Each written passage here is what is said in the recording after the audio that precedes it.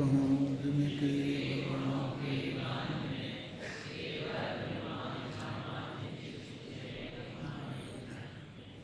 कहाँ से चलना है आगे? पेज नंबर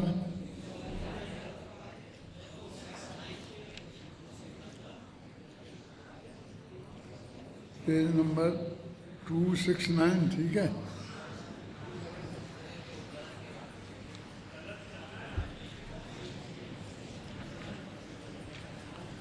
इसके ये काम हुआ था, अपने गुरुदेव का प्रवचन नहीं पढ़ा था, उसके बाद का हिस्सा पढ़ना है ना, एक आध पैरा पढ़ा था। हाँ, तो पेज नंबर 269 निकालो ना।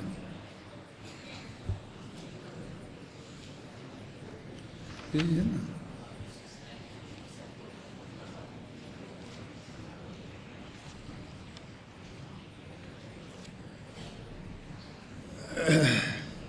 उक्त संपूर्ण कथन का सार यह है कि औपसमकादि 5 भावों में द्रव्य रूप परम पारणमिक भाव ना तो बंध का कारण है और न मोक्ष का, क्योंकि वह बंध मोक्ष के परिणामों से रहित निष्क्रिय तत्व है। उक्त परम पारणमिक भाव के आश्रय से उत्पन्न होने वाले औपसमकादि भाव ही मुक्ति के कारण हैं और उसकी उपेक्षा पूर्वक पर के आश्रय से उत्पन्न होने वाले औदेक भाव बंध के कारण हैं। तात्पर्य यह है कि उक्त परम पारणमिक भाव में अपनापन स्थापित करने वाली श्रद्धा गुण की पर्याय सम्यक दर्शन, उसे ही निज रूप जानने वाली ज्ञान गुण की पर्याय सम्यक ज्ञान और उसी में जमने रमने वाली चारित्र गुण की पर्याय ध्यान रूप सम्यक चारित्र, ये मुक्ति के कारण हैं तथा इनसे भिन्न पर पदार्थों में अपनापन स्थापित करने वाली सिद्धा ज्ञान और चारित्र के परिणमन बंध के कारण हैं। मतलब ये कह रहे निष्कर्ष है पूरा जितना भी अपने चलाया ना अभी किंच विशेषा के साथ में, उसका ये निष्कर्ष है कि जो त्रिकाली ध्रुव भगवान आत्मा दृष्टि का विषय है, ध्यान का ध्येय है, परम शुद्ध निश्चय नय का विषय है, परम पारणमिक भाव, परम भावग्राही परम पारणमिक भाव का जो विषय नय का विषय है, वो आत्मा ना तो कारण है, वो आत्मा कारण नहीं है मुक्ति का न बंध का, उसके आश्रय से उत्पन्न होने वाली श्रद्धा ज्ञान और चारित्र गुण की पर्याय कारण हैं और उसके अलावा अन्य किसी के आश्रय से उत्पन्न होने वाली श्रद्धा ज्ञान और चारित्र की जो पर्याय हैं वे बंध का कारण है। ये निष्कर्ष है। और इसमें आश्रय का अर्थ क्या कि इसके आश्रय से यानी वो कोई सहारा देता होगा, हम किसी की शरण में जाते हैं, वो कुछ हेल्प करता होता, हम तो आपके भरोसे हैं, आपके ही आश्रय हैं, ऐसा कुछ नहीं है। बस उसे निज रूप जानना, निज रूप मानना और उसका ध्यान करना, इसका ही नाम आश्रय है। अभी ये ऐसा कारण है, इसे कहीं कहीं कारण कहा है कि जैसे एक खंभे को हम देखें और उस पर ध्यान केंद्रित करें और हमारा ध्यान हो जाए केंद्रित, तो हम उसको कारण बताएं, क्योंकि उसने कुछ नहीं किया।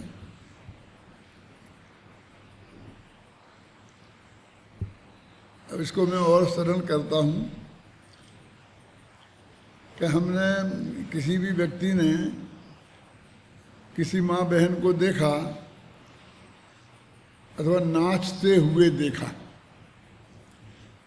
तो वो हम कह सकते हैं कि उसने इसे लुभा लिया, उसको आकर्षित किया, रिंझाया, उसके मीठी मीठी राग की बातें की, तो हम उस पर आरोप लगा सकते हैं। लेकिन हम तो ऐसा भी देखा है कि उसका वो बिल्कुल चित्र है, पत्थर की मूर्ति है जो वहाँ कुछ भी कोई एक्शन नहीं कर रही है, लेकिन उसके लक्ष्य से भी राग होता देखा है। तो हम उस पर कैसे कह सकते हैं कि इसने हमें बेकार कराया, है ना। अभी बात तो उसके भी आगे है कि वो वहाँ कुछ हो ही नहीं, और हमारे विकल्प में, हमारे ज्ञान में बात आ जाए वो, तो उससे ही हम विकृत हो जाते हैं। तो इसमें उसका क्या योगदान है?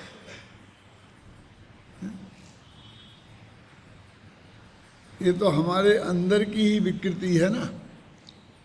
इसके लिए और सरलतम उदाहरण ये है कि किसी एक व्यक्ति की पहली पत्नी का स्वर्गवास हो गया, तो उसने दूसरी शादी की,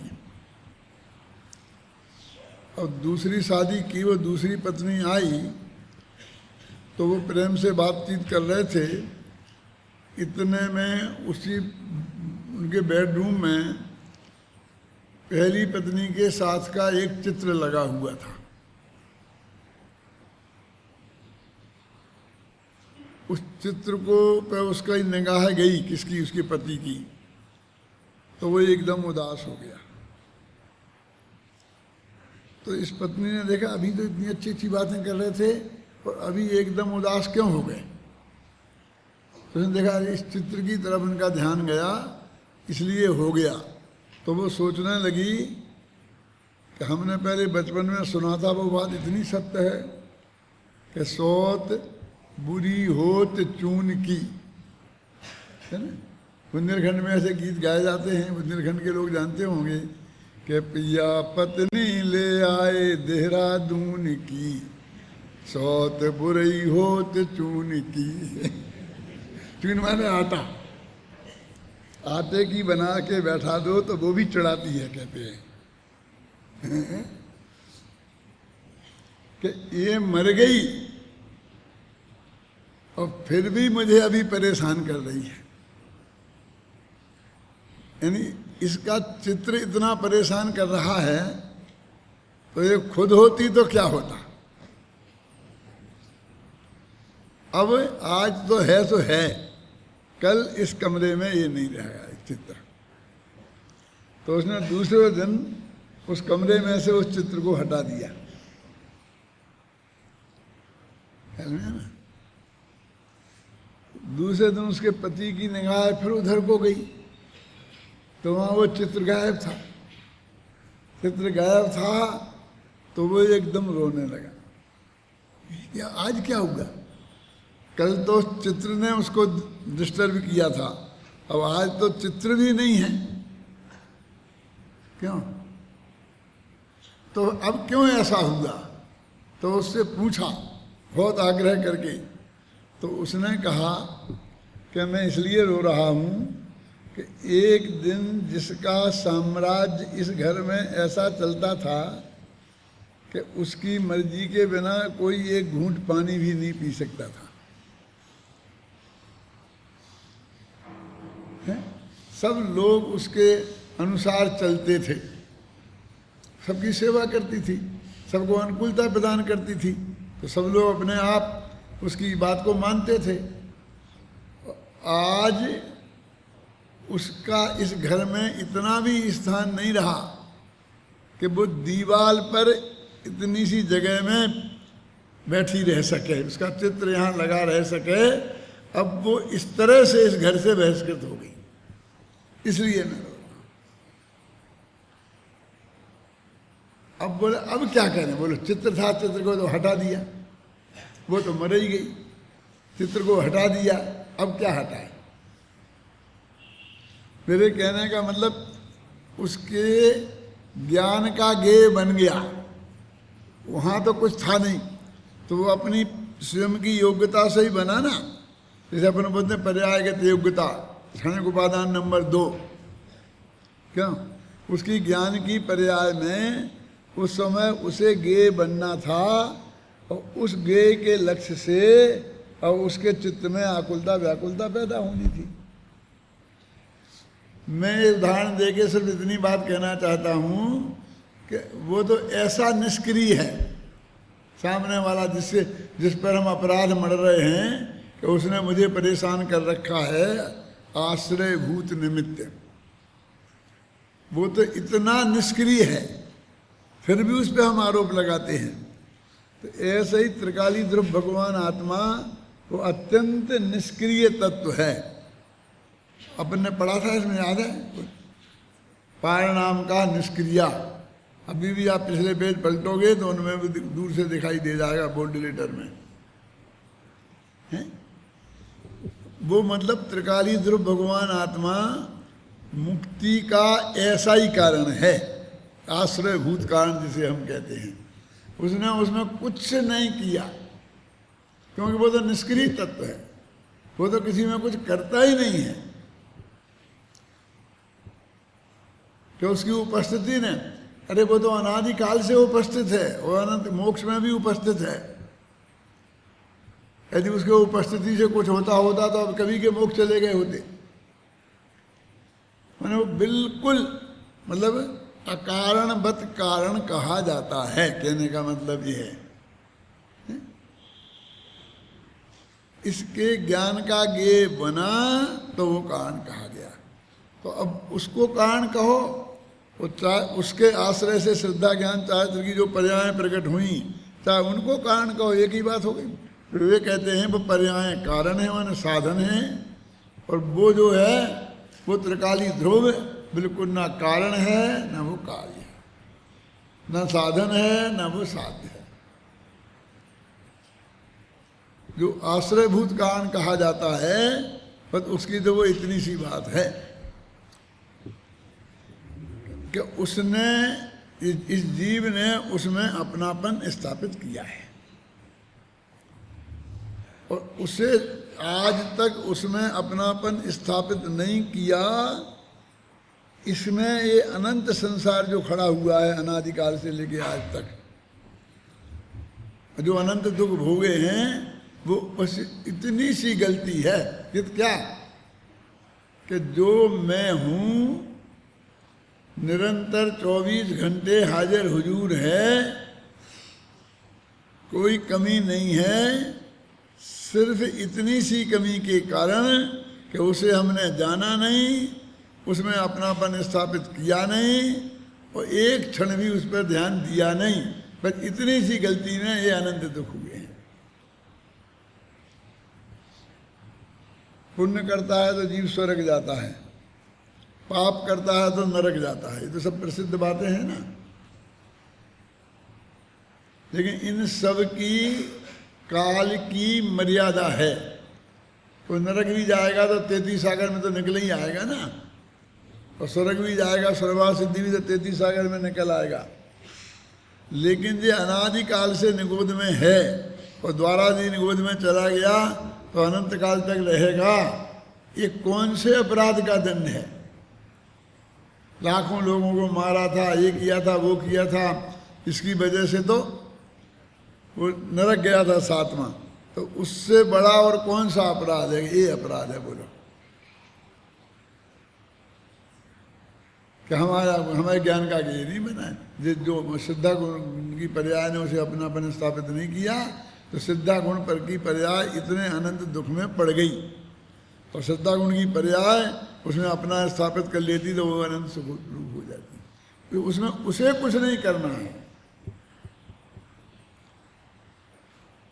बस इतना सा धर्म है, और इतना ही बस इतना बड़ा जो वो अधर्म है, उसका फल अनंत संसार है, और इसका फल अनंत काल तक के लिए अनंत सुख की प्राप्ति होना है। अभी आप समझ लो, ये आसानी से गले नहीं उतरता है। और हमको धर्म भी उसी में भाषित होता है, जड़ की क्रिया में, और अधर्म भी उसी में भाषित होता है। हम समझते हैं पाप भी हमने यही किया कि ये एक चींटी हमसे मर गई, कि हमारे मन में किसी को देख के खोटा भाव आ गया, बस इसके कारण से हमें यही पाप नजर आता है। जो लोग उन पापों में बिल्कुल निर्द्वंद भाव से प्रवृत्त हो रहे हैं, उन नालायकों से तो हमें बातें ही नहीं करनी है। वे तो इस बात को सुनने के पात्र ही नहीं हैं। लेकिन जिनकी वृत्ति उन 5 पापों से विरक्त है, एक तरीके से बहुत ही मर्यादित जीवन है, भूमिका के अनुसार एक सामान्य गृहस्थ का जैसा होना चाहिए, उनसे एक कह रहे क्या, मेरे कहने का मतलब ये बात हम कहें और तुमको लगे कि ठीक है चाहे इतना पाप करो, उसे कोई ज़्यादा नुकसान होने वाला नहीं होता, पुण्य करो उसे कोई फायदा होने वाला नहीं है, क्यों है? तो इसलिए अब खूब करो, फिर पाप ही करो ना, क्यों? मैं आपसे पूछता हूँ कि वर्तमान में भी आप जब पाप भाव क्रोध मान माया लोभ करते हैं, हिंसा के भाव करते हैं, झूठ बोलने के भाव करते हैं, तो ज़्यादा दुखी होते हैं कि जब अनिर्मल परिणाम करते हैं, विशुद्ध परिणाम करते हैं, तब ज़्यादा दुखी होते हैं? दुखी तो दोनों में ही होते हैं। तो बाद में फल क्या मिलेगा उसकी बात क्यों करते हो? हम तत्काल ही दुख रूप हैं, तो उनमें जाने के लिए हम क्यों कहेंगे तुम्हें? लेकिन ये जो अनंत काल तक की सजा मिली है, अनादिकाल से हम संसार में आज तक थे, तो हमने कोई उत्कृष्ट जाति का स्वभाव नहीं किया, इसलिए हमने अनंत काल से संसार में है, ये बात सही नहीं है क्या? और ये आपके ख्याल में आता है? ये पाप है और ये धर्म है, ये हमारे अंदर प्रवेश करना चाहिए, मेरे कहने का मतलब ये है, तो हमारा जीवन एकदम पलट सकता है। ऐसा मत समझना कि हमारा जीवन पुण्य से हट के पापमय हो जाएगा, ऐसा है ही नहीं, हो ही नहीं सकता है। यदि वो होता है तो इसलिए समझ लो कि उसने सही भाव समझा नहीं।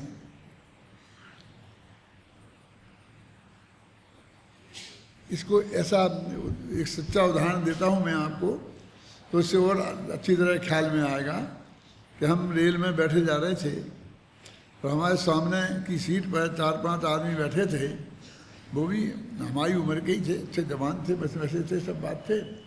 और जो स्टेशन आता था तो यहाँ की कचौड़ी प्रसिद्ध है, यहाँ की मंगोड़ी प्रसिद्ध है, कचौड़ी तो कोटा की सबसे बढ़िया होती है, और फिर जहाँ जहाँ से पास होते थे उन्हें सब पता था कि किस गांव में कौन सी चीज़ अच्छी है, रतलामी सेब, भुसावल का केला, क्यों, नागपुर का संतरा, उन्हें कोई स्टेशन पे से जो चीज़ आई वो कोई छोड़ी नहीं, और वो बराबर खाते पीते रहे। हम लोग शांति से बैठे थे, शाम हो गई, रात का समय होने लगा, तो अपना टिफिन खोला और खोल करके बैठ करके हाथ में धो के और अपना खाना शुरू किया। तो वो बोले, अच्छा आप जैनी हैं? इतने कोई आपस में जो हमारे साथी थे ना, तो उन्होंने कहा पंडित जी आप इधर आ जाओ। अच्छा आप पंडित जी भी हैं? मैंने कहा हाँ हम जैनी भी हैं और पंडित जी भी हैं। बोलो क्या कहना है आपको? यही हम सोच रहे थे कि सुबह से बिल्कुल मुंह बंद किए ऐसे बैठे, ना कुछ खाते हैं ना पीते हैं ना कुछ नहीं, ऐसे क्यों बैठे हैं? अब हमारी समझ में आया। अच्छा आ गया समझ में आपकी? कोई बात नहीं है कि हमारा एक प्रश्न है, बोलो कि अब आप तो सीधे स्वर्ग में ही जाएंगे ना क्या? लेकिन एक बात बताओ पंडित जी कि स्वर्ग है? मैंने कहा हम भोजन कर लें फिर बाद में बताएंगे।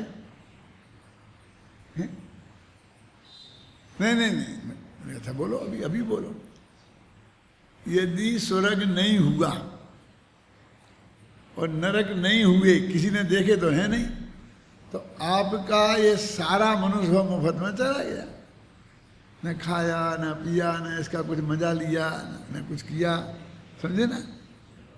यदि नहीं हुआ तो मुफ्त में चला जाएगा। बात तो तुम ठीक कहते हो, लेकिन एक बात हम आपसे कहते हैं कि यदि हुआ तो क्या होगा? अब ये तो नक्की नहीं हो गया कि है कि नहीं है, अभी संशय में ही है ना। यदि हुआ तो क्या होगा? फिर तुमको नरक जाना पड़ेगा, कितने डंडे खाने पड़ेंगे कि कोई भी हिसाब नहीं है। पर हमारा क्या नुकसान होगा?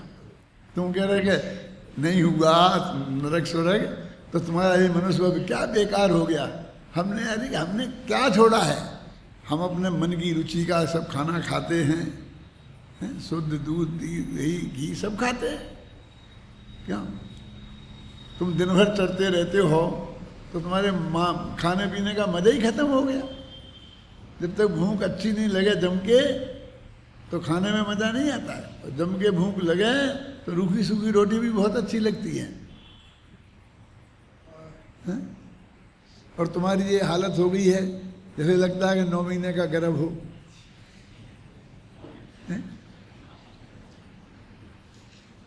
यदि तुम्हारा ये भव भी गया और अगला भव भी जाएगा नहीं कि डंडे खाने पड़ेंगे, और नहीं हुआ तो हमें क्या बिगड़ता है? हम अपने मन की चीज़ खाते हैं, समय पर खाते हैं, अच्छी भूख लगती है तो जो भी खाते हैं वो बहुत अच्छा लगता है, स्वस्थ रहते हैं। क्या दिक्कत है? हम भी गृहस्थी वाले हैं, बाल बच्चों वाले हैं, तो सब जो 5 इंद्रियों की जिसे आप भूख कहते हो वो भी सब अपनी अपनी सुविधा के अनुसार, अपनी अपनी इच्छा और रुचि के अनुसार सब भोगते ही हैं। तुम भी भोग रहे, कोई ज़्यादा फर्क पड़ने वाला नहीं है। लेकिन हुआ तो सोच लो कितना फर्क पड़ेगा। तो ऐसे ही मैं ये कहता हूँ कि लेकिन उन्हें तो ये पता ही नहीं है कि हम जिससे भी हमें बहुत बड़ा कष्ट भोगना कह रहे हैं कि बहुत बड़ा धर्म हम कर रहे हैं, ऐसा मान रहे हैं, ना हम उसे धर्म मानते हैं और ना हमें उसमें कोई कष्ट फीलिंग होता है। कैसे जा रहा मुफ्त में? तुम्हारा ये मुफ्त में ही चला जाएगा। मनुष्य कैसे जा रहा मुफ्त में समझ में नहीं आया।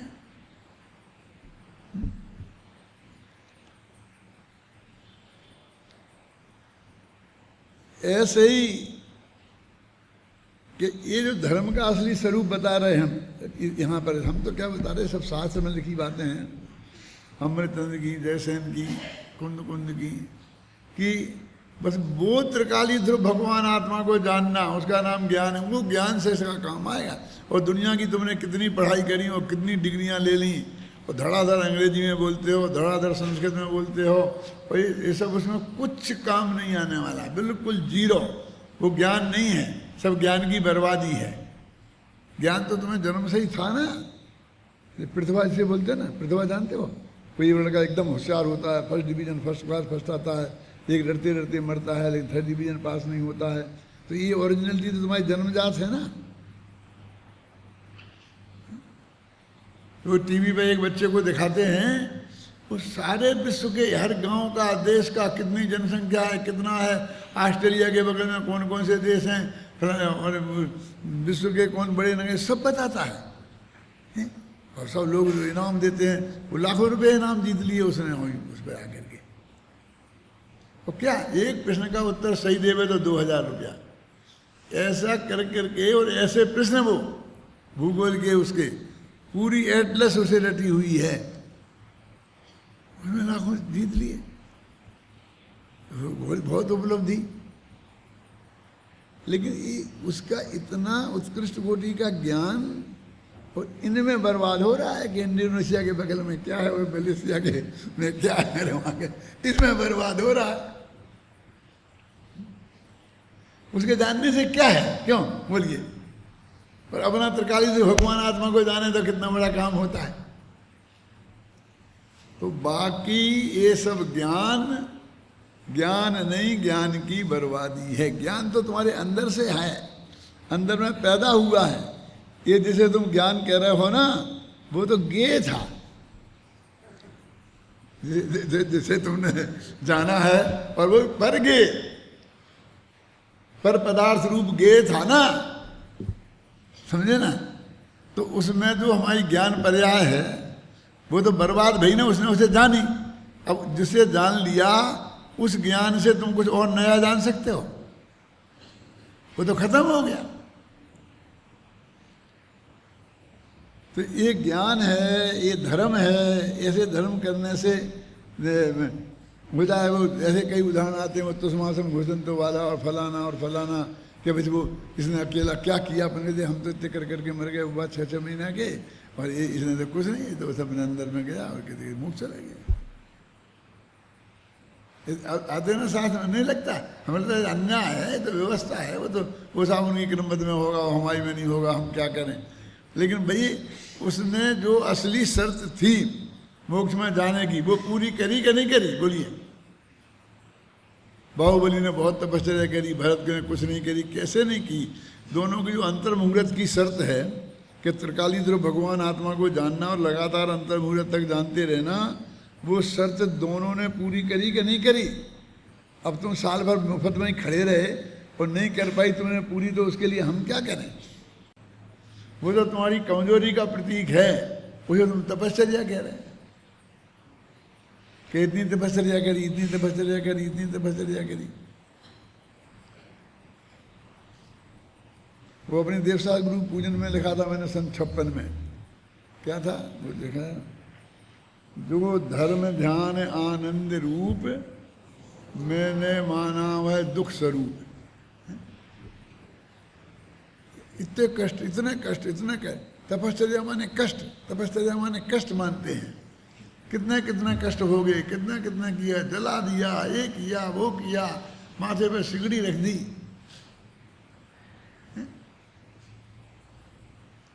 तो क्या हो गया इसमें? आत्मा ने क्या किया?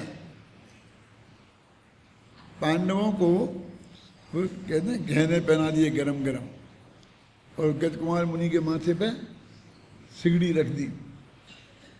इसमें गजकुमार ने क्या किया? वो तो ससुरा ने किया, और जिसने किया वो नरक जाएगा उसके फल में। गजकुमार ने तो बेचारे ने कुछ किया ही नहीं, यहां तक कि उसे उठा के नहीं फेंका, जल्दी तो जल्दी रही। क्यों? उनने तो उसे अपने ज्ञान का गेय तक नहीं बनाया। बनाया होता तो केवल ज्ञान कैसे होता? यदि युधिष्ठिर ने, अर्जुन ने, भीम ने उन गहनों को ज्ञान का गेय बनाया होता तो उन्हें केवल ज्ञान होता कि त्रिकाली ध्रुव को केवल ज्ञान का गेय बनाया था? और ये सब बातें इतनी महत्वपूर्ण हैं जो कितना स्पष्ट कह रही हैं कि जगत के ऐसे जो अंतर मुहूर्त में मोक्ष जाने वाले हैं उनके भी अंतर मुहूर्त पहले ऐसा पाप का उदय आ सकता है। तो हम तुम कौन सी खेत की मूली है? हम कोई भी धर्मात्मा जीव को कोई थोड़ी तकलीफ हो जाए, हाँ देखो बड़े धर्मात्मा बने फिरते थे, अब सब पाप आ गए ना सामने, सारे पाप सामने आ गए। अरे उसमें क्या है? वे तो उनमें तो कोई गड़बड़ नहीं थी ना, वे तो अंतर मुहूर्त में केवल ज्ञान प्राप्त करके मोक्ष जाने वाले थे। जितना जो उपसर्ग केवली हुए हैं और जितना जितनी ऐसी बोले उनसे सिद्ध होता है कि असली धर्मात्मा होने से बाह्य के संयोगों में कोई फर्क नहीं पड़ता। क्यों? उनके खुद के संयोग में फर्क नहीं पड़ता। अब उनका नाम लेके हम अपने संयोग विकसित करना चाहते हैं।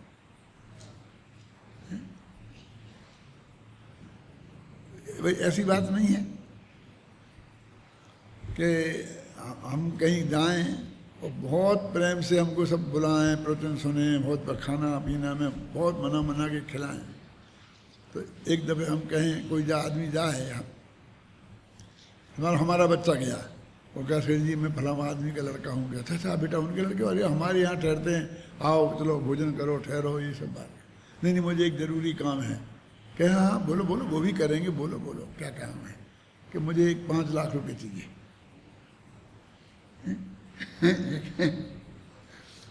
और अब मैं उनका लड़का हूँ, आपको नहीं तो फ़ोन करके पूछो, आप बात चलो, ये नंबर है उनका। मैं कि भैया तुम भोजन करो, आराम शांति से रहो, 5 लाख रुपए की बात मत करो। 5 लाख रुपए तो जिनका तुम कह रहे हो ना कि फोन से बात करा देता हूँ, वे भी मांगते तो उन्हें भी नहीं देते। तुम्हें कैसे, उनके नाम से तुम्हें कैसे देंगे? है? तो ऐसे ही समझ लो कि वो कर्म कहता है कि हम तो तुम पारसनाथ को भी नहीं छोड़ते उनके नाम से हम तुम्हें कैसे छोड़ देंगे? तो तो इसलिए जब मैं कहता हूँ तो लोग वैसे कहते हैं कि कैसे पंडित हैं कि पारसनाथ तेरे ही भरोसे मैंने नैया डाल दी है। मैं कहा तेरी नैया गारंटी से डूबने वाली है। क्यों? एक मल्लाह के भरोसे डाल देता तो शायद पार हो सकता था, लेकिन वे तो सिद्ध सलाह में है और वे तो वहाँ से आने ही वाले नहीं हैं, गारंटी से नहीं आने वाले हैं ना। अब तुम उनके भरोसे डाल दी है तो डूबे नहीं तो क्या हो गया? नहीं डूबे तो आश्चर्य है, डूबना तो है ही। अब वो उसको श्रद्धा कहता है, तुम्हें श्रद्धा नहीं, तुम्हें भरोसा नहीं। अरे हमें तो पक्का भरोसा है कि पारसनाथ उसमें कुछ करने वाले नहीं हैं। तुम जितने उदाहरण दे रहे हो, उसका हो गया था, उसका हो गया था, उसमें 100% पक्की और सच्ची बात है कि पारसनाथ ने किसी नाथ ने कुछ नहीं किया उसमें। कहीं हो तो गया था, हो गया होगा, मुझे उसमें कोई बहस नहीं करनी है कि हुआ था कि नहीं हुआ था, कि श्रीपाल का कोड़ दूर हुआ था कि नहीं हुआ था, मुझे उसमें बहस ही नहीं करनी है कि हुआ था कि नहीं हुआ था। लेकिन उसमें पारसनाथ ने कुछ किया था ऐसा रंच मात्र भी नहीं है, किसी भगवान ने कुछ किया था ऐसा कुछ भी नहीं है। ये बात 100% पक्की है। तो ये जो धर्म है असली कि हमारा श्रद्धा ज्ञान और चारित्र गुण उसका आश्रय ले, अब हम उस पर ही सारा श्रेय देने लग गए, जबकि वो निष्क्रिय तत्व था और वो अकारण है, अकारी है, क्योंकि उसमें एक अकारी अकारणत्व नाम की शक्ति है। क्या नाम की शक्ति? अकारी कारणत्व नाम की शक्ति। कमजोरी नहीं कि किसी का कारण नहीं है और वो किसी का कार्य नहीं है, ऐसी उसमें एक शक्ति है। ख्याल में ही ना, जिस दिन वो शक्ति उसमें नहीं रहेगी उस दिन वो किसी का कारण कार्य बनेगा। तो मैं ये कहना चाहता हूँ त्रिकाली ध्रुव भगवान आत्मा को जो कारण कहा जाता है काय का मुक्ति का, वो ऐसा कारण है, बस खत्म। जिसे आश्रयभूत कहते हैं, बस खत्म। कि भाई हम जिसकी तरफ देख रहे थे और हमने जो भी पाप किए जिसकी तरफ देख रहे थे उसके नाम पर मर देना।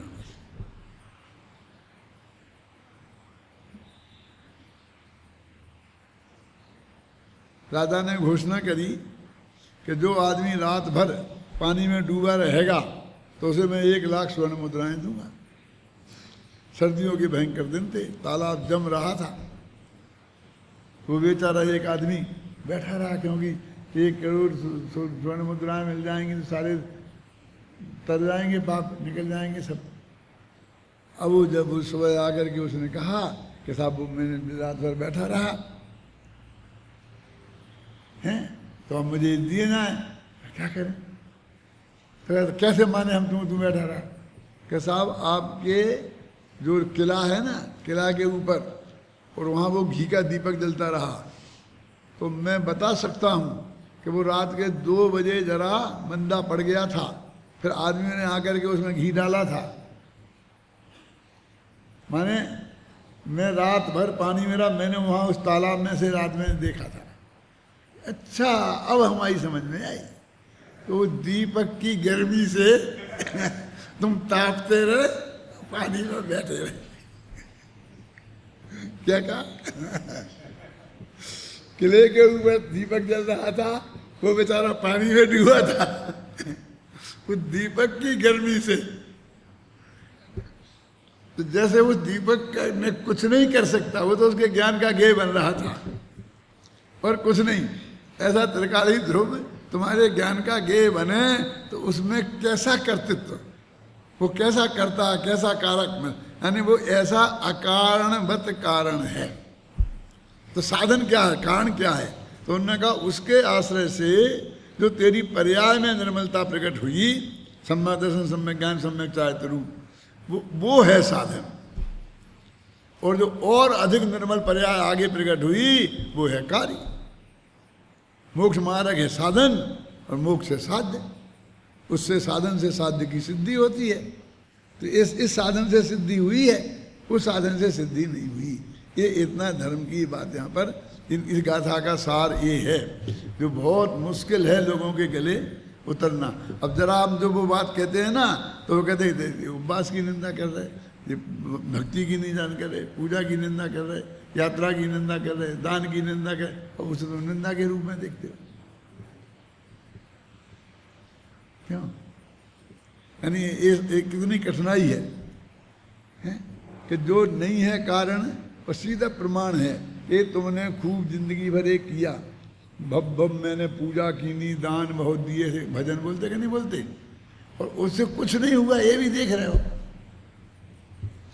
तुम दवाई निरंतर खा रहे हो और बीमारी में रंच मात्र भी अंतर नहीं पड़ा, ये भी देख रहे हो, और हम कह रहे कि भाई ये दवाई नहीं से कुछ नहीं होगा, तो हमको कहते हो तुम दवाई का विरोध कर रहे हो। मैंने तुम्हें प्रैक्टिकल भोग रहे ना, सब कुछ करके भी कुछ नहीं हो रहा। देखो इस प्रकार मुक्ति के मार्ग में श्रद्धेय ध्येय और परम गेय, देखो श्रद्धेय में परम श्रद्धेय नहीं लगाया, नए का विषय भूत गेय, इसलिए परम शब्द लगाया है। ये परम शॉर्ट में है, जब आए तो उसे इतना बड़ा नाम समझना, कौन? परम शुद्ध निश्चय नए का विषय भूत, परम भावग्राही प्रसिद्ध द्रव्यार्थिक नए का विषय भूत, ऐसा लगाना। परम शब्द इसके लिए लगाया है। कहाँ गया मैं? परम गेय तो उक्त परम पारणामिक भाव है, और साधन सम्यक दर्शन ज्ञान चायत रूप औपसमिक छायक और छायोपसमिक भाव है, जिन्हें अध्यात्म भाषा में शुद्धोपयोग रूप परिणाम कहते हैं। अब देखो अध्यात्म भाषा में उसे शुद्धोपयोग कहते हैं, और वो औपसमिक भाव है। 14 गुण स्थान में वो पैदा होता है सबसे पहले, तो 14 गुण स्थान में शुद्धोपयोग हो गया कि नहीं हो गया? बोलो। ये मूल संस्कृत में देख लेना, ऐसे ही लिखा हुआ है, बिल्कुल क्लियर है ना। यहाँ एक प्रश्न संभव है कि यहाँ परम पारणामिक भाव रूप त्रिकाली ध्रुव ज्ञायक भाव को मोक्ष का भी अकारण बताया जा रहा है, जबकि अध्यात्म शास्त्रों में ही अनेक स्थानों पर इसे मोक्ष का कारण भी बताया गया है। अब इसके उत्तर में तो पूरा व्याख्यान मेरा निकल ही गया है। अभी जो बोला इसी का उत्तर तो था प्रश्न का, अब इसका उत्तर अपन पढ़ लेते हैं। अरे भाई, जहाँ परम पारणामिक भाव रूप ज्ञायक भाव को मोक्ष का कारण बताया जाता है, वहाँ वह आश्रयभूत कारण के रूप में ही अपेक्षित होता है। तात्पर्य यह है कि सम्यक दर्शन ज्ञान चारित्र रूप मुक्ति मार्ग त्रिकाली ध्रुव भगवान आत्मा के आश्रय से प्रकट होता है। त्रिकाली ध्रुव भगवान आत्मा में अपनापन स्थापित होने का नाम सम्यक दर्शन, उसी को निज जानने का नाम सम्यक ज्ञान, और उसी में जमने रमने का नाम सम्यक चारित्र है।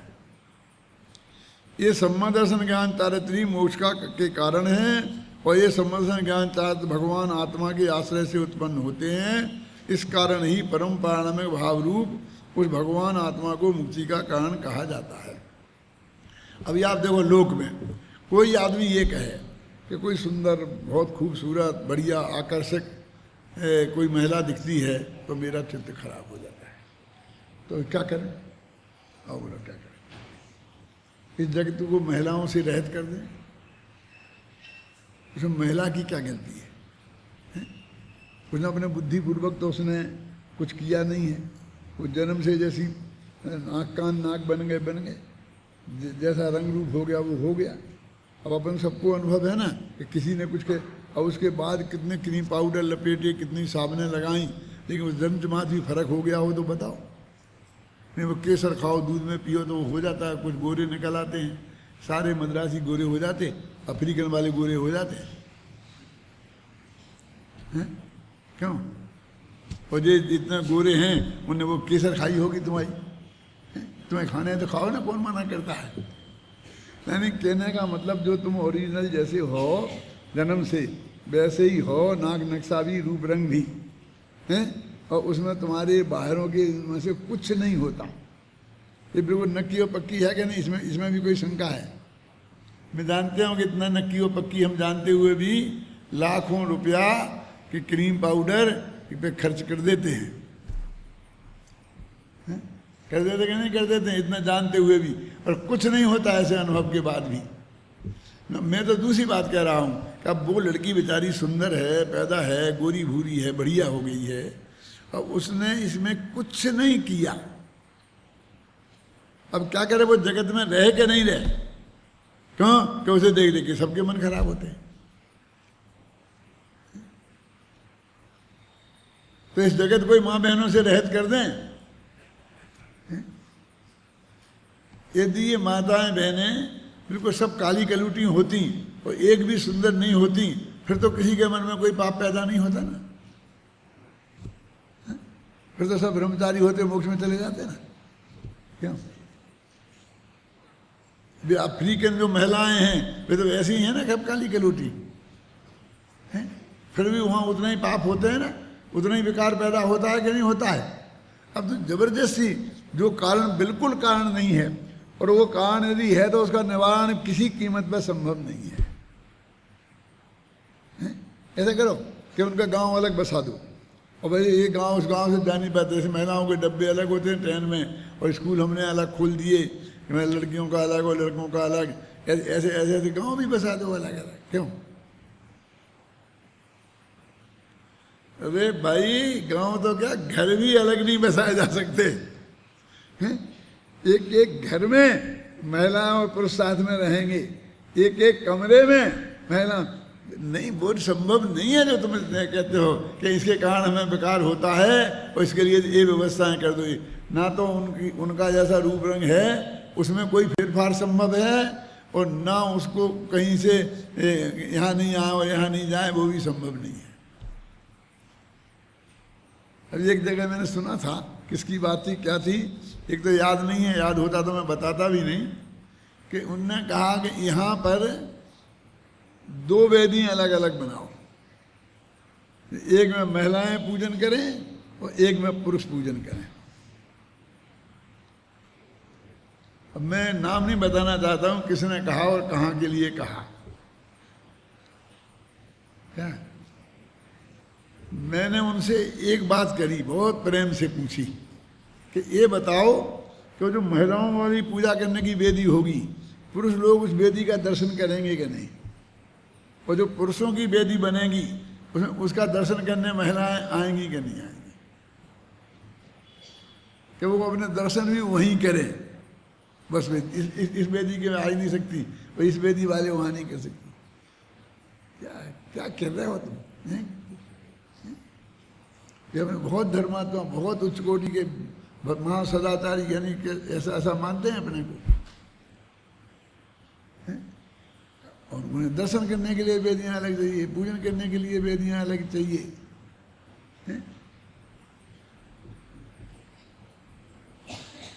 अरे 3 वेदियाँ होंगी, 2 वेदियाँ होंगी, तो हर पुरुष जो मंदिर में जाएगा दोनों वेदी के दर्शन करेगा या नहीं करेगा? तो जिस बात से तुम कहता है कि महिला पुरुष एक साथ नहीं आए, तो वे उस वक्त भी दिख जाएंगी वहाँ, वे उधर पुरुष उधर दिख जाएंगे, फिर क्या करोगे? एक कुछ वो कारण है ही नहीं। जब हमने मुक्ति का कारण त्रिकाली ध्रुव को नहीं माना, क्योंकि वो ज्ञान का गेय तो बनता ही है ना, आश्रयभूत है, तो अभी नहीं मान रहे ना यहाँ, तो ऐसे इनको कैसे हम पाप का कारण मान सकते हैं? ऐसे कैसे पुण्य का कारण मान सकते हैं?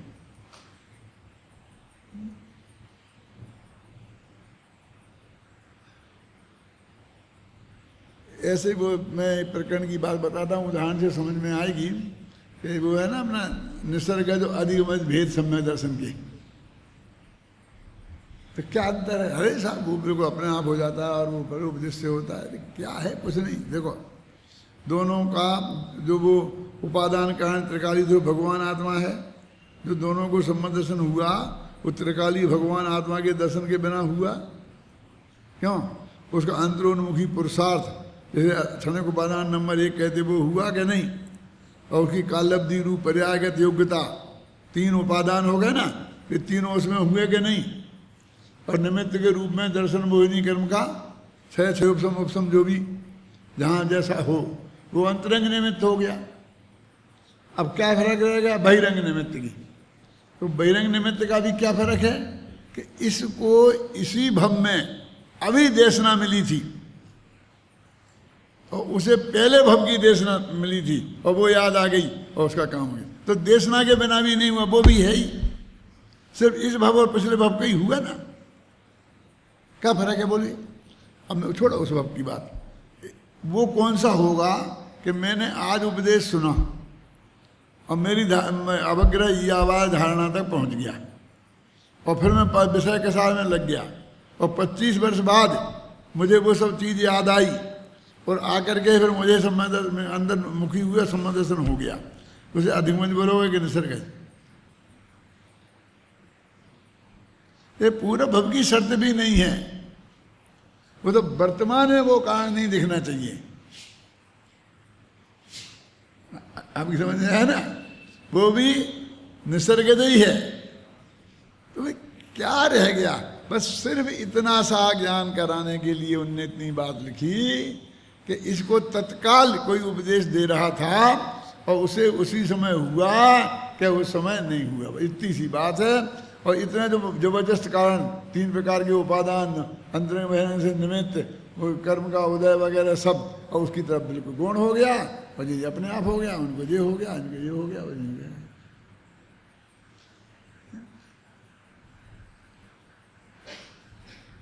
उस निसर्ग अधिगमन के में ये समझाना चाहिए ना दादा, ये समझना चाहिए ना कि क्या फर्क क्या है। और फिर 2 भेद, और फिर क्या भेद की जगह उत्पत्ति की अपेक्षा, उत्पत्ति की अपेक्षा भेद क्या? सम्मा दर्शन तो वो एक ही प्रकार का है जो सम्मा दर्शन हुआ है, जिसको निसर्ग, जिसको अधिगमन, तो उसमें क्या फर्क है उसको देखो ना। कोई आदमी यहाँ से सर्वार सिद्धि गया, अब वो कैसे कैसे तपस्या करके गया, नहीं किया, वहाँ सर्वार सिद्धि में क्या फर्क है? चलो मोक्ष में गया तो इसमें कितने बाहुबली ने 1 साल भर खड़े रहे उसमें और भरत चक्रवर्ती तत्काल चले गए उसमें, तो उन्हें थोड़ा ज़्यादा कम सुख होगा? क्यों? जो उन्हें मिला है वो उसी कीमत में मिला होगा ना बाजार में, जो उसको सब कीमत में मिलता है। तो जब वहाँ पर उपलब्धि एक सी है तो कारण भी एक सही होगा। और जो कारण एक सा है वो जो अंतर्मुहूर्त तक भगवान आत्मा की वो स्थिरता। तो यहाँ प्रश्न संभव है कि परम पारणमिक भाव रूप त्रिकाली ध्रुव ज्ञायक भाव को मोक्ष का ही अकारण बताया जा रहा है, जबकि अध्यात्म शास्त्रों में अनेक स्थानों पर से मोक्ष का कारण बताया गया है। अरे भाई, परम पारण में ज्ञायक भाव मोक्ष का कारण बताया जाता है, वहाँ आश्रयभूत कारण के रूप में अपेक्षित होता है। तात्पर्य यह है कि सम्मदर्शन ज्ञान चाहत रूप मुक्ति का मार्ग त्रिकाली ध्रुव भगवान आत्मा के आश्रय से प्रकट होता है। त्रिकाली ध्रुव भगवान आत्मा में अपनापन स्थापित होने का नाम सम्मदर्शन, उसी को निज जानने का नाम सम्यक ज्ञान और उसी में जमने रमने का नाम सम्यक चारित्र है।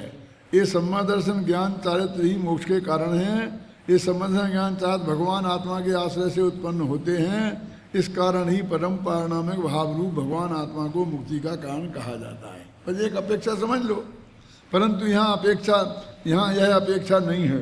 यहाँ तो यह कहा जा रहा है कि परम पारणमिक भाव रूप त्रिकाली ध्रुव निष्क्रिय होने से ना तो वो कार्य है और ना किसी का कारण है। 47 शक्तियों में एक अकार्य कारणगत नाम की एक शक्ति है, जिसका आशय ही यह है कि भगवान आत्मा ना तो किसी का कार्य है और ना किसी का कारण ही। वस्तुतः बात यह है कि पर के आश्रय से उत्पन्न होने वाले श्रद्धा ज्ञान और चारित्र गुण के मिथ्या दर्शन, मिथ्या ज्ञान और मिथ्या चारित्र रूप विकारी परिणमन ही बंध का कारण है, और उन्हीं गुणों के परम पारणमिक भाव रूप स्व के आशय से उत्पन्न होने वाले सम्मा दर्शन ज्ञान चारित्र रूप निर्मल परिणमन मोक्ष का कारण है। उक्त वस्तुस्थिति के संदर्भ में जब आश्रयभूत द्रव्य की मुख्यता से बात करते हैं तब एक ज्ञायक भाव रूप परम पारणमिक भाव को मोक्ष का कारण कहते हैं, और जब उसके आश्रय से उत्पन्न हुई पर्याय की अपेक्षा बात करते हैं तो सम्मा दर्शन ज्ञान चारित्र रूप औपसमिक, छायोपसमिक और छायक भावों को मोक्ष का कारण कहा जाता है। इस प्रकार दोनों ही कथन सापेक्ष हैं, परम सत्य हैं और सापेक्ष परम सत्य हैं। ऐसा नहीं परम सत्य है तो वो निरपेक्ष हो जाएगा, वो तो अपेक्षा तो लगेगी, तो लगेगी, उससे कोई नंबर वो 2 नंबर का सत्य नहीं हो जाता है। ख्याल में ना। यहाँ एक बात विशेष ध्यान देने योग्य प्रतीत होती है कि आचार्य जयसेन यहाँ से लेकर आगामी गाथाओं को समय सार चूलका के रूप में देखते हैं। वे इस बात का उल्लेख तात्पर्य वृत्ति टीका में स्पष्ट रूप से करते हैं और साथ में चूलका शब्द का अर्थ भी स्पष्ट करते हैं। वे अधिकार का नाम भी समय सार चूलका रखते हैं। अन्य अधिकारों के समान इस समय सार चूलका अधिकार की 96 गाथाएं समुदाय पातन का भी विस्तार रूप से लिखते हैं। उनका कथन मूलतः इस प्रकार है। ये विषय बदल गया, अब इसकी चर्चा अपन कल करेंगे। अभी जो आज अपनी चर्चा है वो विषय की समाप्ति हुई कि भाई वो जो दो तरह से कहा जाता है, कौन से, कि त्रिकाली ध्रुव को कारण भी कहा जाता है और कारण नहीं है ये भी कहा जाता है। कारण कहने की अपेक्षा ये है कि जब वो सम्यदर्शन ज्ञान चार रूप पर्याय प्रकट होती है तो उसका ज्ञान ध्यान और श्रद्धान आत्म सन्मुख होता है। इस वजह अपेक्षा कारण कहा जाता है और उसने कुछ नहीं किया उसमें और उनसे कुछ नहीं हुआ। वो सम्यदर्शन ज्ञान चार रूप जो पर्याय प्रकट हुई उनसे वो मोक्ष की प्राप्ति हुई है, इसलिए उस वक्त उनको कारण कहा जाता है। बस इतनी अपेक्षा दोनों में है। अब अपनी सामग्री क्या रही, क्या है साधन क्या है, हमारे पास साधन क्या है, तो सामग्री क्या रही कि जिसका ध्यान करना है, एक तो वो सामग्री होगी, ज्ञान करना है, श्रद्धान करना है, और विज्ञान श्रद्धान और ध्यान, बस इतनी सामग्री रही। अब भाग्य से वो भी मैं हूँ जिसका ध्यान ज्ञान करना है, और ये पर्याय भी उसी के आश्रय से प्रकट हुई हैं और मुझ में ही प्रकट हुई हैं। तो अपन ने स्टार्टिंग किया था ना, उसमें क्या लिखा था, पदार्थ तो द्रव्य पर्याय रूप है, कहा था यार।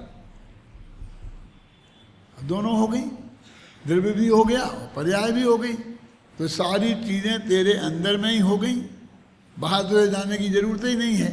अब ये बात कहते हैं तो वो क्या समझता, अपने घर के बाहर नहीं जाना, अपने गांव के बाहर नहीं जाना, अपने देश के बाहर नहीं जाना। वो कहता अच्छा बाहर जाने की जरूरत नहीं है तो आप अमेरिका क्यों जाते हैं, तो नहीं जाएंगे तो फिर घर के बाहर नहीं गए, ऐसा हो जाएगा।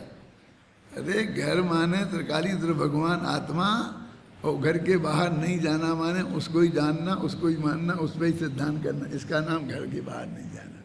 और उपयोग तेरा स्त्री पुत्रादिक में गया, इसमें गया, शरीर पे गया, तो इसका नाम है घर के बाहर जाना।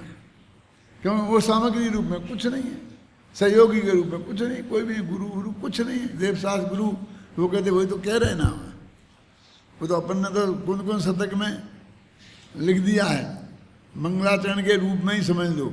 तो मंगलाचरण के तत्काल बाद अरहंत सिद्धाचार्य पाठक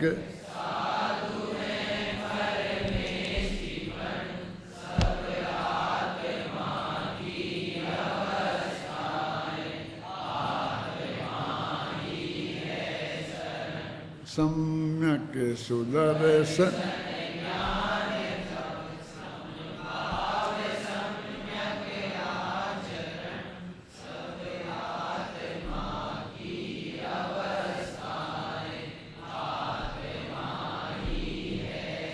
अब इसमें देवशास्त्र गुरु भी आ गए और रत्नत्रय भी आ गया है ना, वो अरे पंच परमेष्ठी आ गए ना, उन पे तो देवशास्त्र गुरु हैं। और ये आत्मा, और ये सब अवस्थाएं हैं आत्मा की, इसलिए मैं तो अपने आत्मा की शरण में ही जाता हूँ। तो मैं शरण में जाऊँगा ना, कहाँ जाओगे, तो जाओगे तो जिसकी शरण में गए उसको भी किसी अपेक्षा से कारण कह देते हैं, और जो तुम गए माने जो जाने के नाम पे जो तुमने किया, क्या किया, उसे जाना माना और ध्यान किया, उसको भी कह देते हैं कारण। एक इतनी बात है। अब वो चूलका की बात है जो कल